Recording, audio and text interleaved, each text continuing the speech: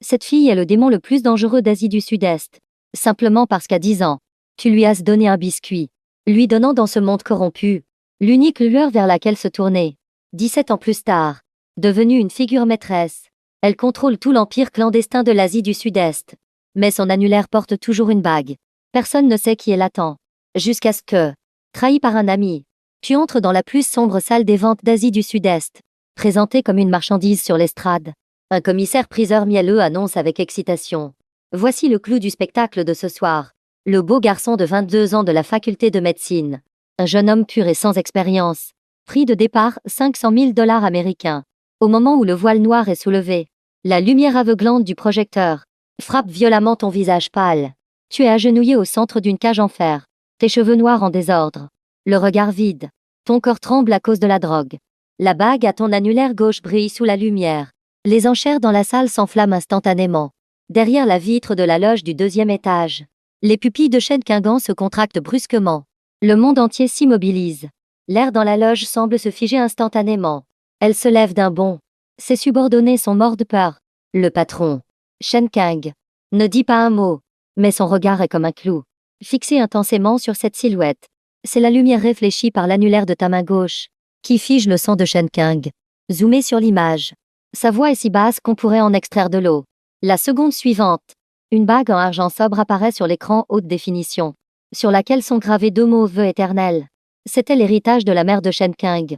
Le gage qu'elle t'a personnellement mis au doigt il y a 17 ans. D'un claquement sec, le verre de vin dans la main de Shen Qing se brise. D'âmes éclats de verre pénètrent sa paume. Mais elle ne ressent aucune douleur. Dans le monde de Shen Qing, il ne reste que cette silhouette frêle et fragile. Le regard perdu, visiblement drogué. Mais en bas, ses mains sales continuent de lever frénétiquement leurs pancartes. 1 million, 1 200 000, 3 500 000. Chaque offre est comme une lame qui lacère violemment ses nerfs.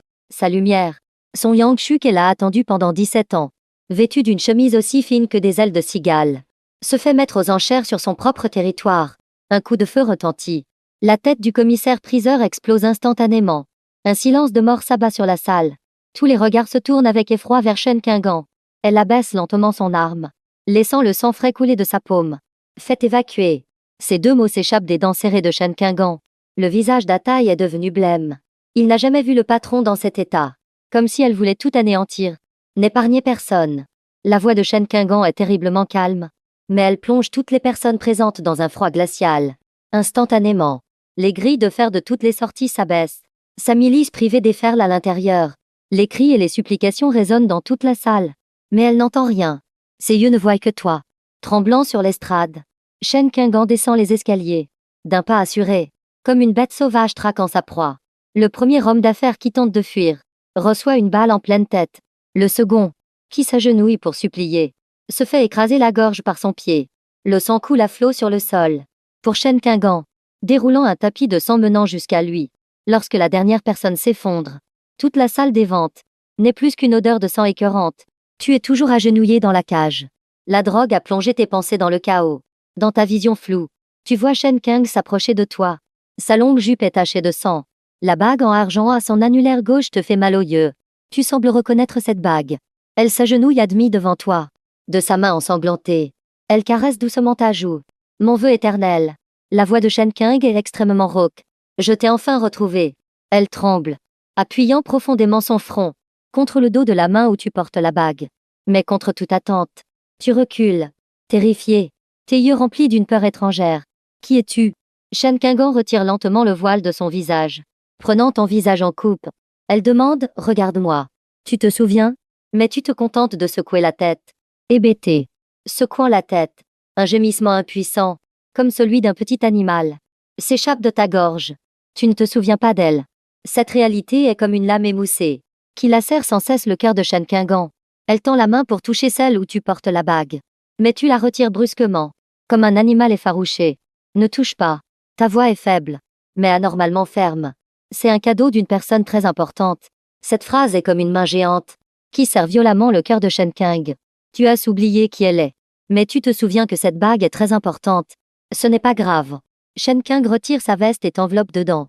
Puis elle te prend sur son dos. Je ferai en sorte que tu te souviennes de tout. En sortant de la salle des ventes, le cortège de voitures d'Ataï attendait déjà à la porte. Il voit le garçon que le patron porte sur son dos.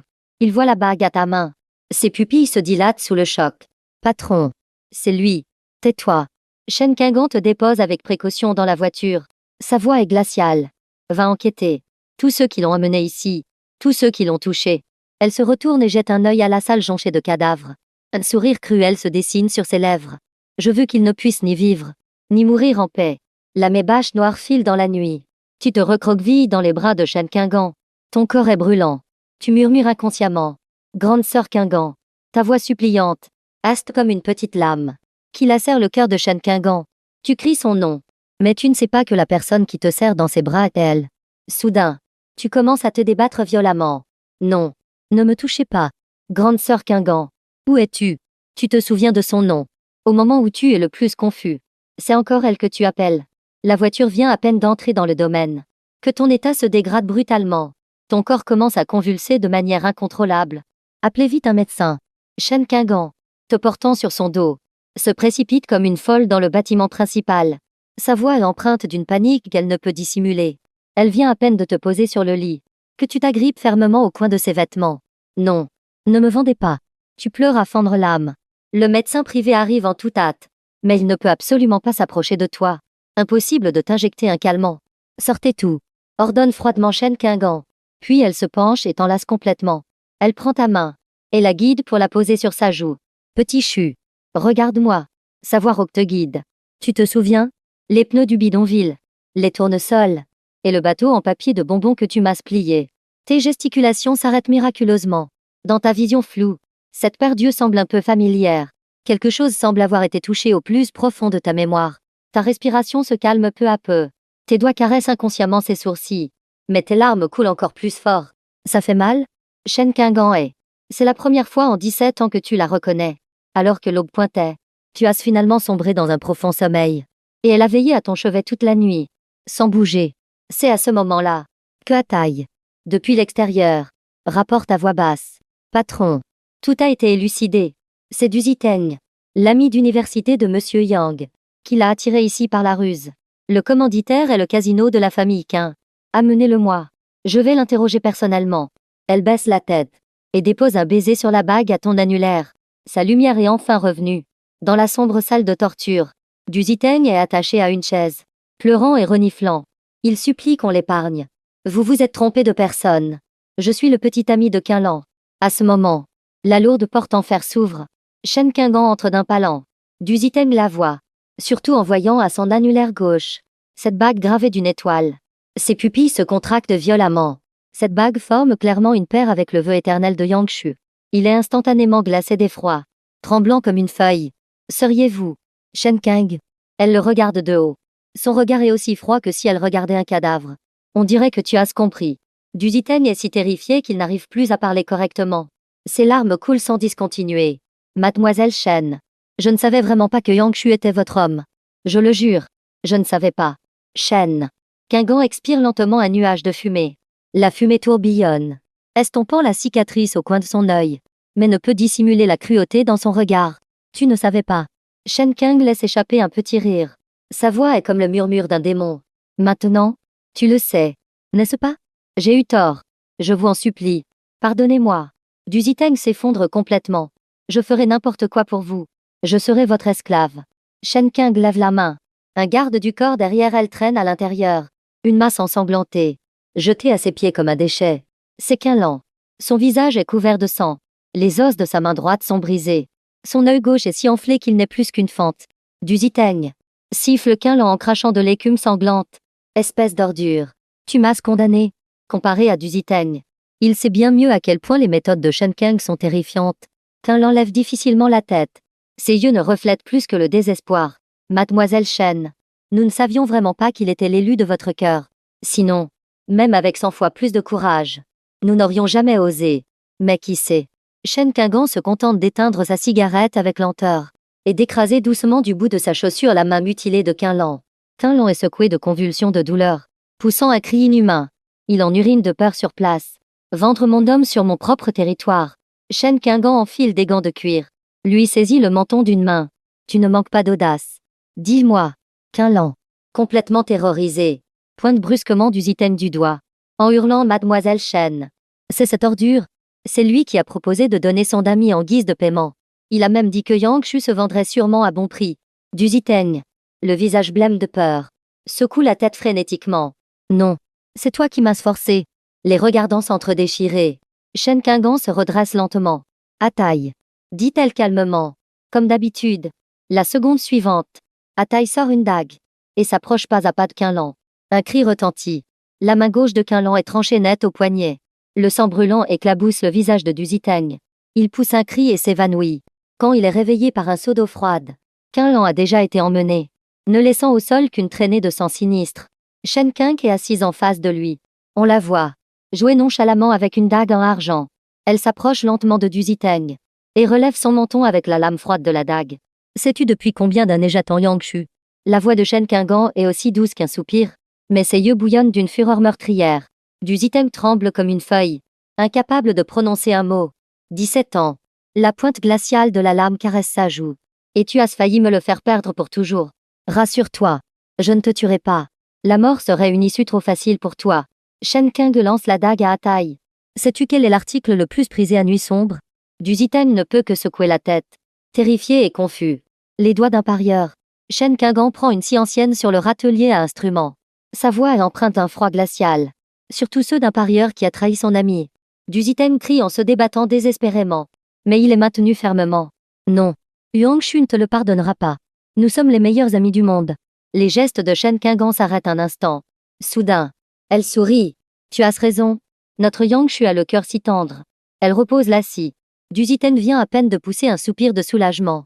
Qu'il entend Shen Qinggan ordonner à Ataï. Emmenez-le à la Maison Rouge. Dit au champ là-bas que cet homme.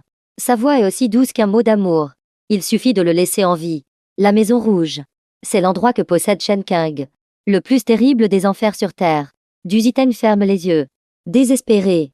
Se mettant à pleurer et à crier hystériquement. Mais Shen Qinggan ne se retourne même pas. Dans le couloir, Shen Qinggan contemple les 2 mots sur sa bague. Étoile. Le prochain sur la liste, c'est la famille Qin. 72 heures plus tard, tout le monde clandestin de l'Asie du Sud-Est est secoué. Shen Qinggan a personnellement purgé par le sang son empire. Nuit sombre. Ce monument noir de Bangkok a été rasé en une seule nuit. Toutes les personnes présentes ce soir-là, cadres, gardes, et même les invités, ont tout disparu.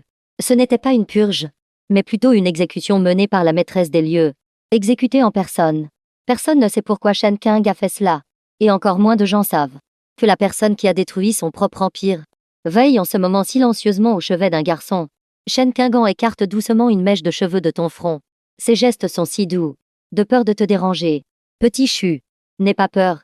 Ceux qui t'ont fait du mal ne s'échapperont pas. Dans ton sommeil, tu te frottes inconsciemment contre sa paume. Shen Qinggan se fige instantanément. Puis elle se penche et dépose un baiser sur la bague à ton annulaire. Elle a purgé Nuit Sombre, simplement pour effacer toute trace de l'humiliation que tu as subie ici. Non. Tu te réveilles en hurlant d'un cauchemar. La sueur froide a trempé ton pyjama. Tu te recroquevilles dans un coin du lit comme un fan effarouché, protégeant farouchement la bague à ta main gauche. Où suis-je? Demandes-tu d'une voix rauque. Et qui es-tu? Les doigts de Shen Qinggan se serrent légèrement. Tu l'as encore oublié. Petit Shu. C'est moi. Shen Qing. Elle adoucit sa voix. C'est notre maison ici. Mais tu secoues la tête frénétiquement. Le regard rempli de confusion. Non. Ce n'est pas vrai. Shen Qing tente de faire un pas en avant. Tu saisis le verre d'eau sur la table de chevet et le lui lances violemment. Ne t'approche pas. Le verre se brise aux pieds de Shen Qing. Un éclat lui érafle le dos de la main. Mais elle ne recule pas d'un pas. Sa voix reste calme. Petit Shu. Regarde. Je suis là. Personne ne peut te faire de mal. Mais tu n'entends rien. Te bouchant les oreilles. Tu gémis de douleur. Va-t'en. Je t'en supplie. Va-t'en. Shen Qing ne peut que reculer pas à pas. Jusqu'à la porte, où le médecin apparaît discrètement. Mademoiselle Shen. Il a besoin d'un calmant. Shen Qing ferme les yeux, regardant à travers l'entrebâillement de la porte cette silhouette recroquevillée. D'une voix rauque, elle ordonne d'utiliser le médicament le plus doux. Ne le blessez pas. Dans le bureau, elle allume une cigarette, mais tarde à la porter à ses lèvres. Athé arrive précipitamment pour faire son rapport. Patron, nous avons trouvé. Monsieur Yang a eu un accident de voiture à 12 ans. Il a une perte de mémoire partielle. Shen Qing écrase violemment le mégot. Son regard est sombre et terrifiant. Peut-il guérir? Le médecin dit que cela pourrait prendre du temps, et qu'il faudrait un déclic. Je l'ai attendu 17 ans. Je ne suis pas à ça près. Shen Qingan se retourne vers la porte fermée. Sa voix est rauque. S'il ne se souvient vraiment pas, alors nous recommencerons à zéro. Le psychologue ajuste ses lunettes. Son ton est grave. C'est un trouble de stress post-traumatique sévère. Il a volontairement bloqué les souvenirs les plus douloureux. Et par la même occasion, toutes les personnes qui y sont liées. Shen Qingan se tient dans le couloir. Son regard devient instantanément dangereux et sombre. Y compris moi. Le médecin a l'air grave. Surtout vous. Vous êtes apparu dans la scène la plus terrifiante pour lui. Son cerveau vous a déjà classé comme une personne dangereuse. Shen Qing regarde la porte fermée. Sa poitrine est comme écrasée par un rocher. La lumière qu'il a cherchée pendant 17 ans n'est maintenant qu'à un mur de distance. Mais tu ne la reconnais plus. Au milieu de la nuit, Shen Qing est assise, abattue, sur le sol devant ta porte, serrant fermement dans sa main un petit bateau plié en papier de bonbons. C'est le bonheur que tu lui avais laissé à l'époque. De la porte s'échappent des sanglots intermittents. Shen Qing, avec précaution, pose le bateau en papier de bonbons devant la porte. Sa voix est étranglée par l'émotion. Petit Chu, quand on était petit, tu disais que les bateaux en papier de bonbons pouvaient exaucer les vœux. Mon vœu est que tu m'appelles encore une fois grande sœur Qing. Alors que le jour se lève, la porte s'entr'ouvre enfin. Une main pâle se tend et ramasse délicatement le bateau en papier de bonbons. La respiration de Shen Qingan se coupe instantanément. À travers l'entrebâillement, elle te voit, agenouillée sur le tapis, examinant le petit bateau à la lumière du matin. Ton regard est toujours confus, mais il semble y avoir un peu moins de peur. Tu murmures doucement cette chose. J'ai l'impression de l'avoir déjà vue quelque part. Le cœur de Shen Qing bat la chamade. Elle reste figée sur place, oubliant même de respirer, jusqu'à ce que tu lèves brusquement la tête. Ton regard croise le sien à travers l'entrebâillement de la porte. Tes pupilles se dilatent soudainement. Tes lèvres tremblent. Grande sœur Qingan. La respiration de Shen Qing s'arrête de nouveau. Mais ton regard est vide, comme si tu regardais à travers elle une illusion lointaine. Shen Qing s'agenouille lentement devant toi, à ta hauteur. La cicatrice sur son œil gauche semble particulièrement vive sous la lumière du soleil. Les tournesols, les bateaux en papier de bonbons. Tu te souviens de tout ça? Dames images fragmentées te traversent l'esprit. Tu te prends la tête entre les mains, angoissée. Non, ce ne sont que des rêves. Juste des rêves. Shen Qingan tend la main pour te toucher. Tu l'évites avec effroi. Ne t'approche pas. Je ne me souviens plus. Je ne me souviens plus de rien. Alors tu te souviens de ça? Shen Qing lève la main gauche. La bague à son annulaire brille faiblement. C'est une paire avec celle que tu as à la main. Tu sors alors un œil de sous ton bras, la regardant avec méfiance. Tu marmonnes tout bas. Elle forme bien une paire avec le vœu éternel que j'ai à la main. Ta voix est pleine de larmes. Je ne te connais pas. Pourquoi est-ce que je porte ça? Shen Qingan fronce légèrement les sourcils, réprimant une forte impulsion. Parce que tu m'as promis de m'attendre. Non. Ne dis rien de plus. Tu cries de douleur, te frappant les tempes avec force. Shen Qingan recule immédiatement, levant les mains pour t'apaiser. D'accord. Je n'en parle plus. On n'en parle plus. Elle se tourne brusquement et ordonne au médecin à voix basse. Un calmant. En entendant ce mot, tu perds instantanément le contrôle. Pas de piqûre. Je n'en veux pas. Tes protestations, alors que l'aiguille pénètre ta peau, s'affaiblissent peu à peu. Et finalement, tu t'endors. Shen Qing rattrape ton corps qui s'effondre, te prenant délicatement sur son dos. Ton poids est si léger qu'elle en est effrayée. Mademoiselle Shen, le TSPT nécessite un traitement à long terme. Le médecin hésite à continuer. Shen Qingan baisse les yeux sur ton visage pâle. Sa voix est rauque. Faites venir toute l'équipe médicale. Donnez-lui tout ce dont il a besoin. Dehors. La nuit s'épaissit. Ataï entre discrètement. Patron.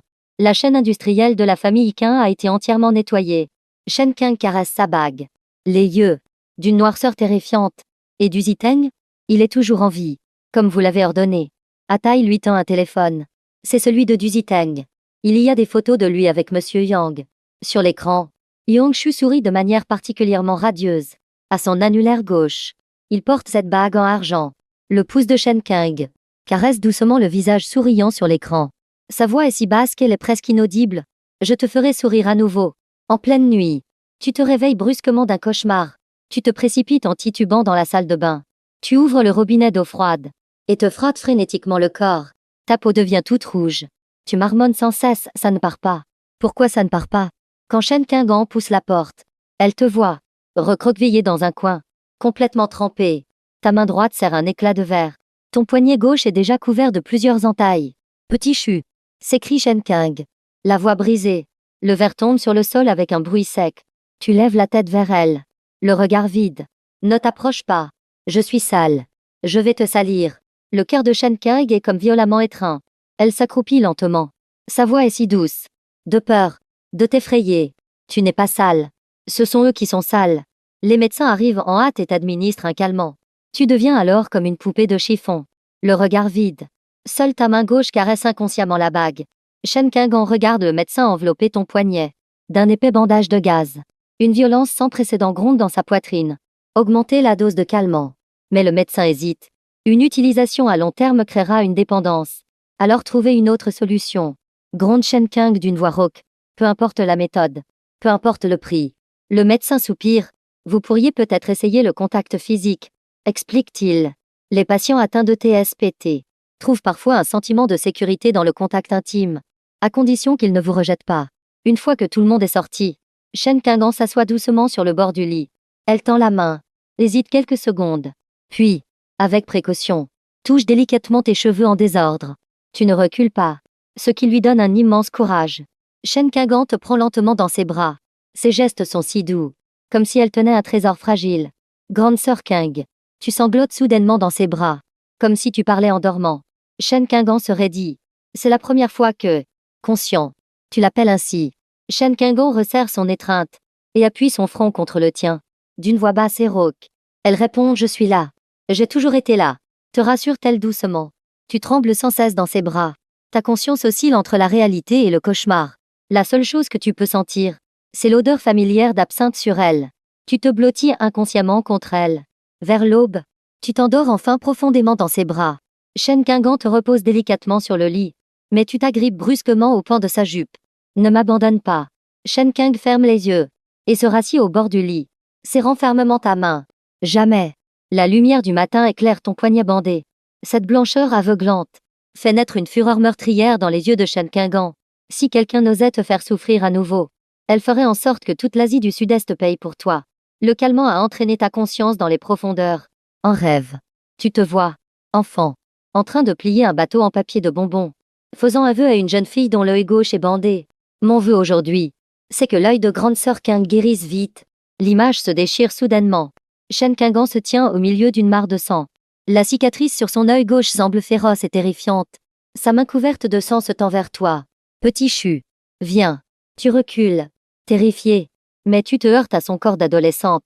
Les deux silhouettes s'alternent sans cesse dans ton rêve. L'une est douce comme la lune. L'autre, violente comme un démon. Tu te bouches les oreilles en criant laquelle de vous est la vraie. Tu te redresses brusquement. La sueur froide a trempé ton pyjama. Shen Kang tient à la main une serviette humide et te regarde avec tendresse. Tu as fait un cauchemar? Par réflexe, tu recules un peu. Le rêve et la réalité se superposent dans ton esprit. Shen Kang perçoit ta peur et recule silencieusement d'un pas. Je vais demander à une domestique de rester avec toi. Shen Kang vient à peine de se retourner pour partir. Qu'un pied est doucement attrapé. J'ai rêvé de toi. Ta voix tremble. Je t'ai donné un bonbon. Un bateau en papier. Shen Kang se fige et se retourne lentement. Quand nous étions petits, dans l'attente de l'équipe médicale. C'est la première fois que tu évoques volontairement un fragment de tes souvenirs. Shen Kang s'agenouille au bord du lit. T'entends prudemment. Tu te souviens de ce qui s'est passé ensuite. Tu secoues la tête, confus, et pointes du doigt la bague à ton annulaire en demandant: c'est toi qui me l'as donnée? Un éclair traverse la pièce, illuminant les yeux humides de Shen Kang. C'est moi qui te l'ai mise personnellement. C'était l'héritage de ma mère. Elle disait qu'il fallait l'offrir aux garçons qui voudraient bien m'éclairer. Shen Kang ajuste ta couverture. Ses gestes sont aussi légers que si elle craignait de briser du verre. Jusqu'à ce que ta respiration devienne régulière. Elle se retourne et part. Dans le cabinet médical, le psychologue fronce les sourcils. Dans le subconscient de Monsieur Yang, il y a une grave dissociation cognitive. Il a séparé la toi de l'enfance et la toi actuelle, en deux personnes distinctes. Shen Kang se tient devant la fenêtre, caressant la bague à son annulaire, d'une voix rauque. Elle demande le traitement. On ne peut pas le corriger de force. Sinon, cela aggraverait le trouble de stress post-traumatique. Le médecin lui tend un plan de traitement. Il faut progressivement créer des liens à travers des choses familières. Son regard se pose sur le bateau en papier de bonbons dans la main de Shen Kang. Ce soir-là, tu découvres sur ta table de chevet une pile de papier de bonbons colorés. Tu en prends un. Un sentiment de familiarité inexplicable t'envahit. Tes doigts commencent à le plier automatiquement. La proue, la poupe, la voile. Juste au moment de plier le dernier coin, Shen Kang pousse la porte de la chambre. Elle tient un verre de lait chaud. La bague à son annulaire gauche brille sous la lumière. Une lueur douce. Elle regarde le bateau en papier dans ta main et demande doucement quel est ton vœu aujourd'hui. Cette phrase de Shen Kang est comme une clé qui ouvre instantanément les vannes de ta mémoire. La voix de l'enfance se superpose à celle du présent. Tes larmes tombent soudainement sur le papier de bonbons. J'espère que je pourrai me souvenir de qui tu es. Shen Kang pose le lait et s'agenouille devant toi, prenant ta main pour la poser sur son front. Que tu te souviennes ou non, tu seras toujours mon vœu éternel. Tu te réveilles une fois de plus en hurlant. La sueur froide a trempé ton pyjama. Ta respiration est aussi haletante que celle d'un noyé. Shen Kang se réveille presque au même instant que ton cri. Elle tend la main pour te prendre dans ses bras.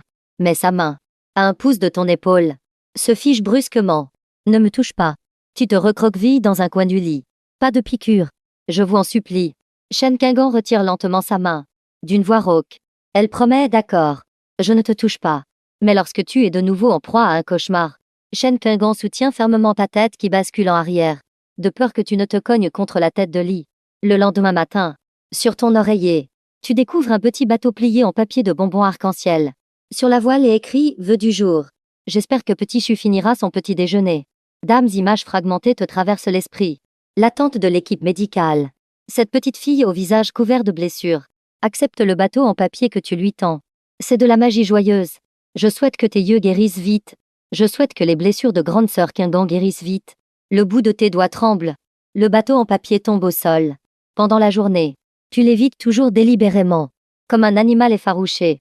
Mais dès que la nuit tombe, tu cherches instinctivement ses bras. La première moitié de la nuit, Shen Kang ne peut que se tenir devant la porte, écoutant les pleurs réprimés à l'intérieur. Puis, dans la seconde moitié de la nuit, elle s'assoit sur le tapis, laissant ton toit endormi s'agripper fermement au pan de ses vêtements. Entre vous deux, une sorte d'entente tacite s'est peu à peu installée. Au petit matin, tu repousses sans expression le lait que Shen Kang te tend. Mais au cœur de la nuit, les yeux fermés, tu saisis son poignet, pour qu'elle apaise les tremblements de tes cauchemars. Une fois, alors que tu étais à moitié endormi, Shen Kang a déposé un léger baiser sur tes paupières tremblantes. Grande sœur Kang, murmures-tu dans un état second. La main de Shen Kang se crispe brusquement. Dans l'obscurité, la voix de Shen Kang répond, étranglée par l'émotion. Je suis là. Une nuit d'orage. Tes cris sont encore plus déchirants que d'habitude. Shen Kang se précipite dans la chambre et te voit te griffer frénétiquement avec tes ongles. La bague à ta main gauche. Tes articulations sont déjà en sang. Je n'arrive pas à l'enlever. Pourquoi je n'y arrive pas? Tu pleures hystériquement. C'est un numéro de marchandise. N'est-ce pas? Shen Kang s'agenouille au bord du lit, saisissant fermement ton poignet. Regarde-moi. Shen Kang lève sa propre main gauche, approchant de tes yeux la gravure en forme d'étoile sur la bague. C'est ta bague. Elle ne forme une paire qu'avec la mienne. Tes gesticulations s'arrêtent brusquement à cet instant. La pluie battante du bidonville. Cette robe à tournesol. Et la fille cachée dans le pneu. D'innombrables fragments de souvenirs affluents, te faisant te recroqueviller de douleur. Shen Kang, par réflexe, te lâche et recule d'un pas. Mais elle entend ta voix. Faible comme un murmure de moustique, ne pars pas. Elle se fige et te regarde te déplacer lentement vers le bord du lit, posant doucement ton front contre le cœur brûlant de Shen Kang. Finalement, tu t'endors profondément dans les bras de Shen Kang. Mais ta main s'agrippe fermement à son col, comme si tu craignais qu'elle ne disparaisse à la seconde suivante. Shen Kang, appuyé tranquillement contre la tête de lit, essuie seulement les larmes au coin de tes yeux. Son regard va et vient entre toi, dans ses bras, et le bateau en papier sur la table de chevet. Shen Kang sent soudain que ces 17 années de violence et de conflit n'étaient peut-être que pour obtenir ce moment de paix, même si ce n'est que pour cette nuit. Depuis lors, tu commences à voir dans tes rêves deux Shen Kang radicalement différentes. L'une, baignée dans le crépuscule du camp médical, promet doucement « Attends-moi ». L'autre, pourtant, se tient dans une mare de sang à la salle des ventes, affichant un sourire glacial. Tu ne pourras jamais t'échapper de toute ta vie. Petit Chu, un appel te ramène à la réalité. Tu ouvres les yeux et te découvres blotti dans les bras de Shen Kang. Shen Kang fronce les sourcils et essuie la sueur froide de ton front. Tu as fait un cauchemar?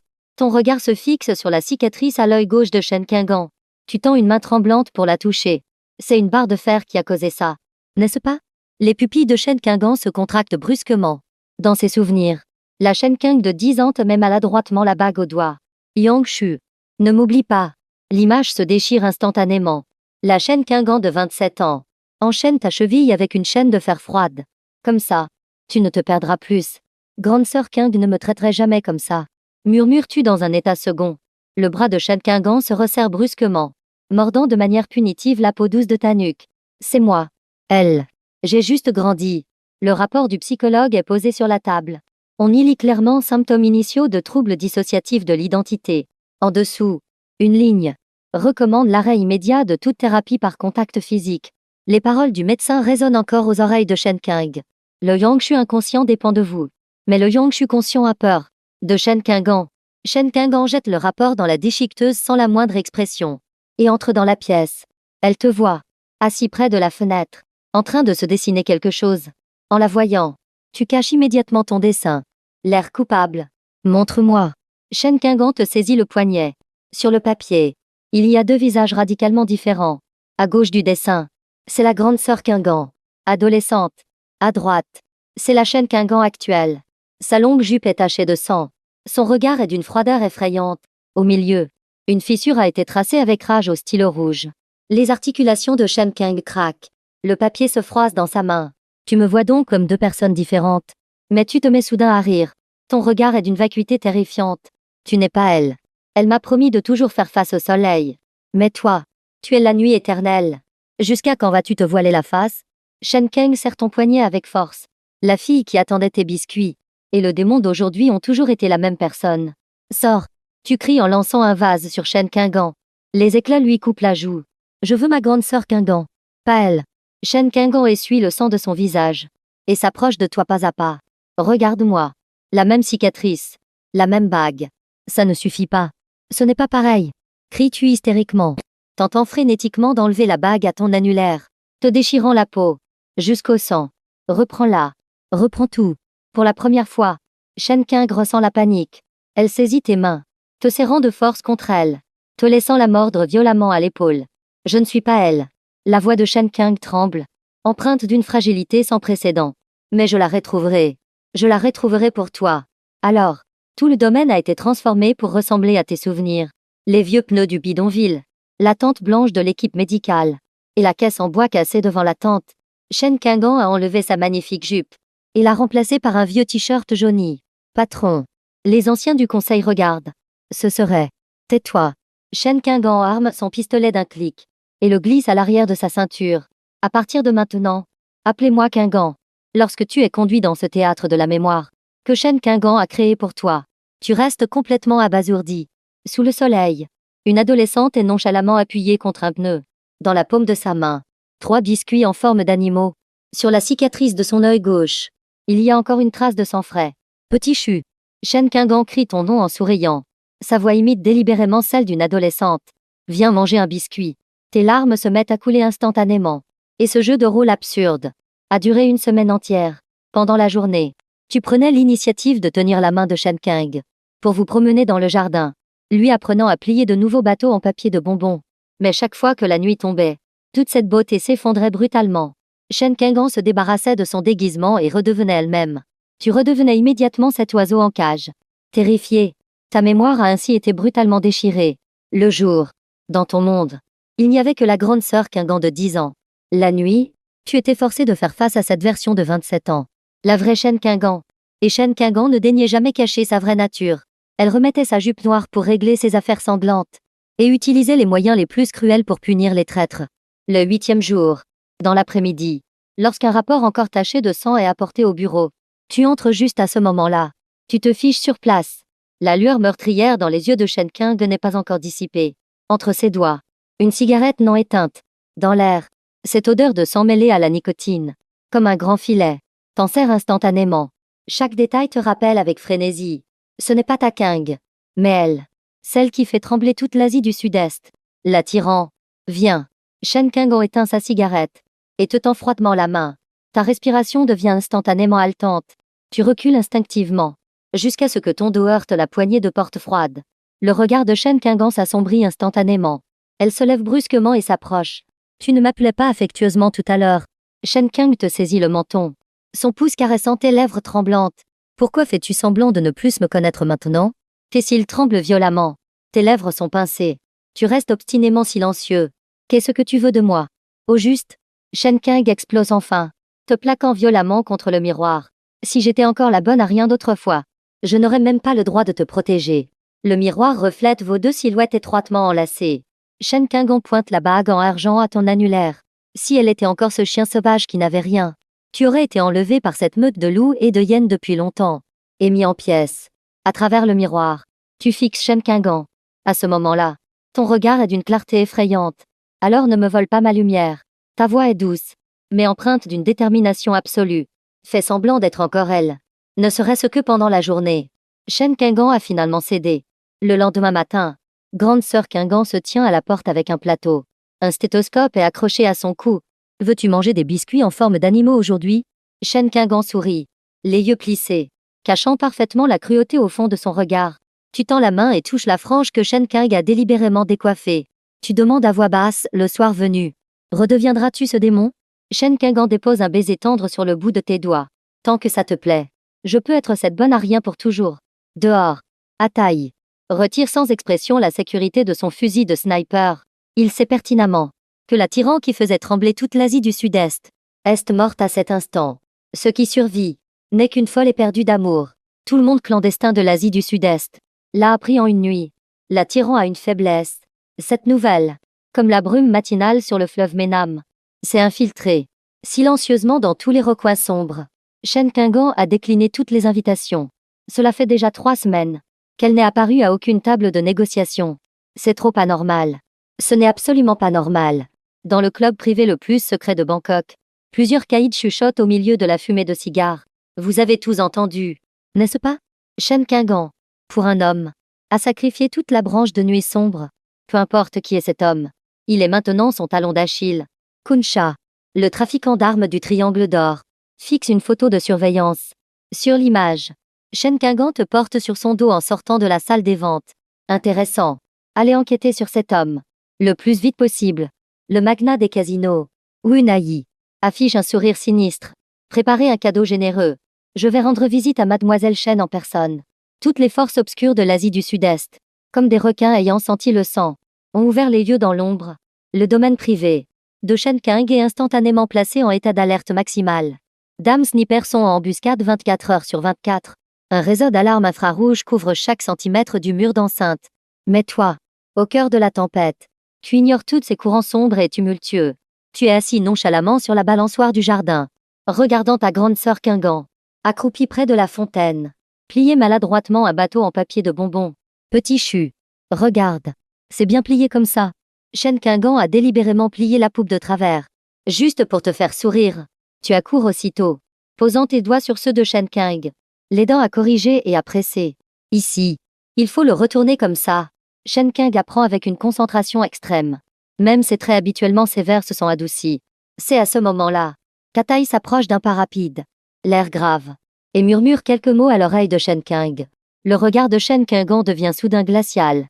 Une lueur violente, qu'elle réprime avec force, traverse ses yeux. Shen Qing se retourne et t'adresse de nouveau un sourire tendre. Petit chu, j'ai quelque chose à régler. Je reviens très vite.